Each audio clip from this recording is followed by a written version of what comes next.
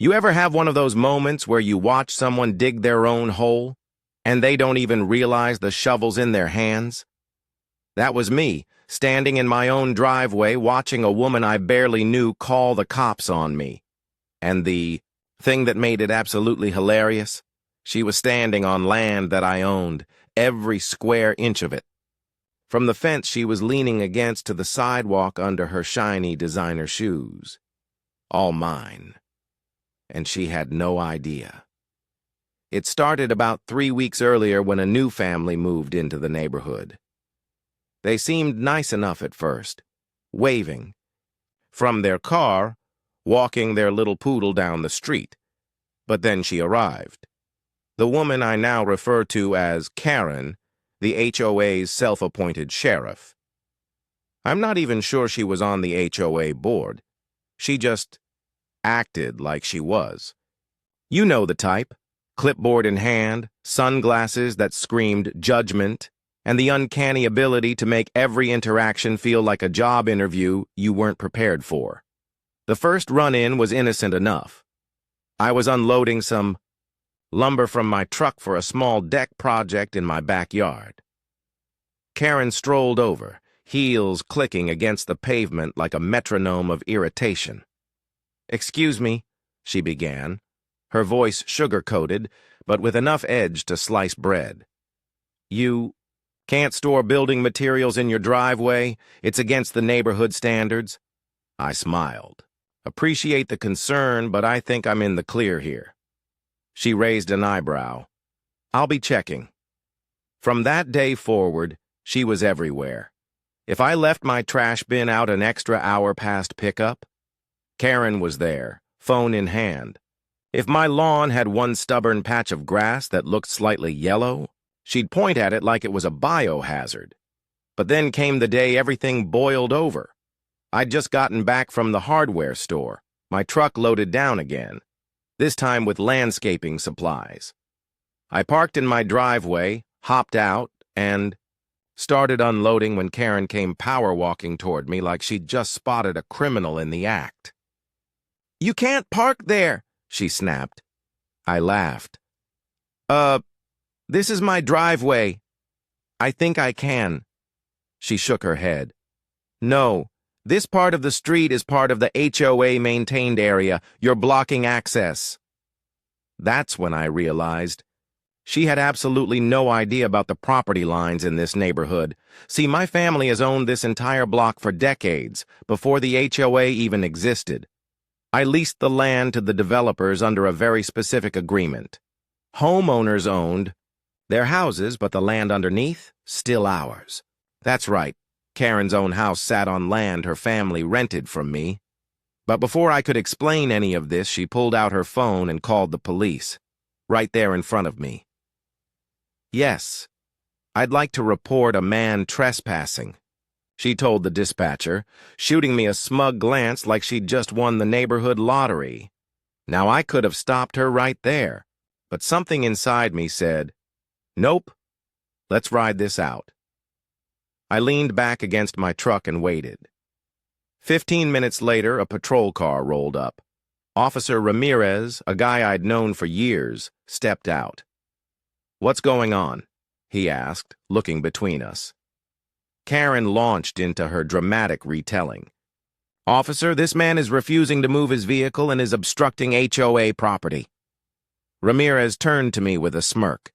"You want to tell her, or should I?" I shrugged. "Go ahead." He looked back at Karen.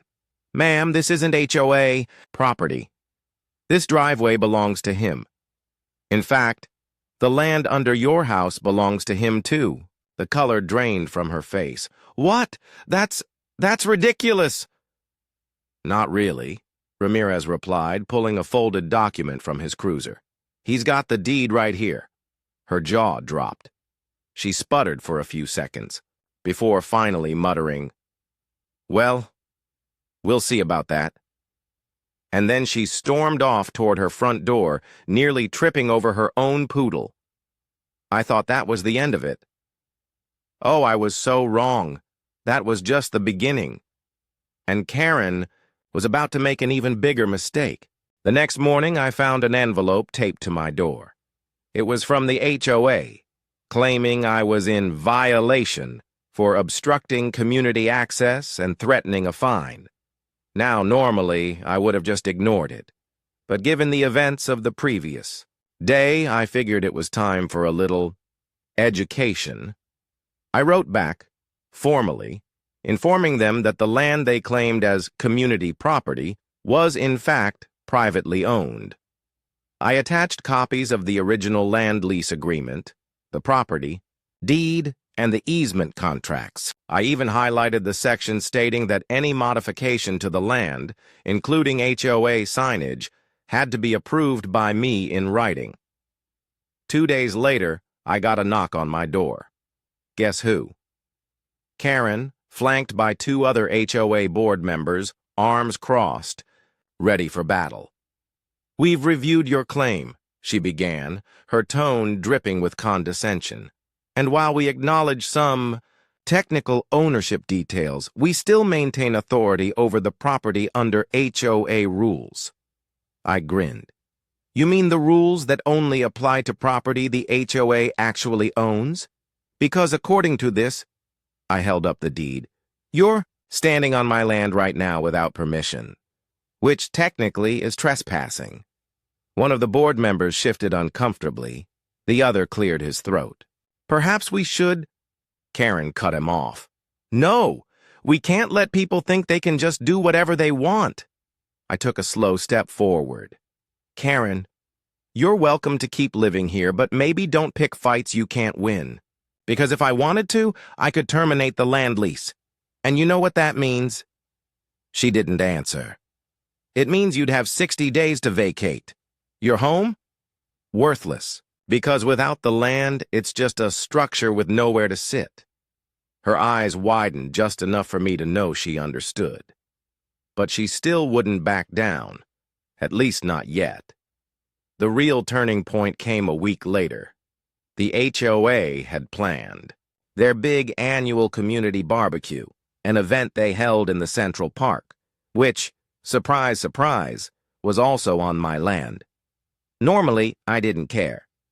But after the nonsense with Karen, I decided to enforce my rights.